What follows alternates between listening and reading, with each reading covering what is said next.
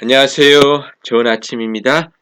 어제는 29명의 중고등부 학생들이 여름 수양회를 떠났습니다. 목요일까지 진행되는 수양회를 통해서 은혜 많이 받고 돌아올 수 있도록 여러분의 기도를 부탁드립니다.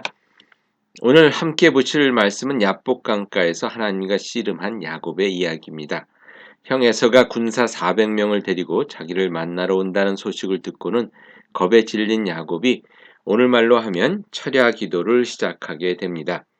야복 강가에서 식솔들을 먼저 강 건너로 보내놓고 그가 사람의 모습으로 나타나신 하나님과 함께 밤새 씨름하는 가운데 하나님의 축복을 받아냈다는 이야기는 인간 승리가 아닐 수 없습니다. 저를 축복해 주지 않으시면 갈 수 없습니다. 라고 하나님의 바짓가랑이를 밤새 붙잡고 늘어진 야곱은 그야말로 질긴 사람입니다. 그런데 어떻게 보면 하나님께서 선물로 주신 삶을 잘 살아보려는 그의 간절한 마음이 그 삶을 선물로 주신 하나님의 마음을 늘 움직였던 것 같습니다. 야복 강가에서도 하나님께서 그를 축복해 주시고 떠납니다.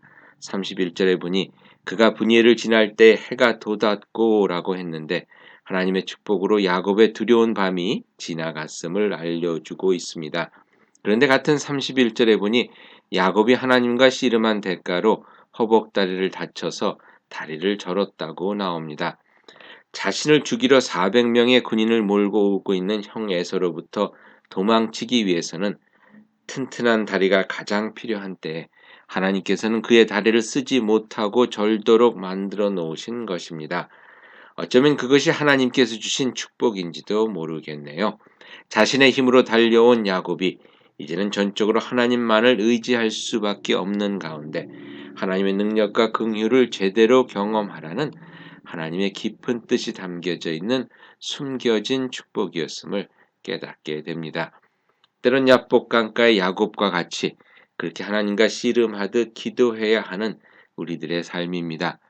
그런데 그 기도의 응답이 때론 다리를 절게 되는 기대치 못한 것이라 하더라도 하나님께서는 그 기도의 응답을 통해서 내 앞에 있는 400명의 적군을 아군으로 돌려놓으시는 축복의 하나님이심을 다시 한번 기억할 수 있기를 바라면서 오늘도 하나님께 선물로 주신 귀한 삶, 씨름하듯 열심히 사는 여러분이 되시길 축복합니다. 기도하시겠습니다. 새 아침을 맞았습니다. 이 아침 두렵고 떨리는 마음이 있을 수도 있고 피곤하여 힘든 마음도 있으리라 생각됩니다.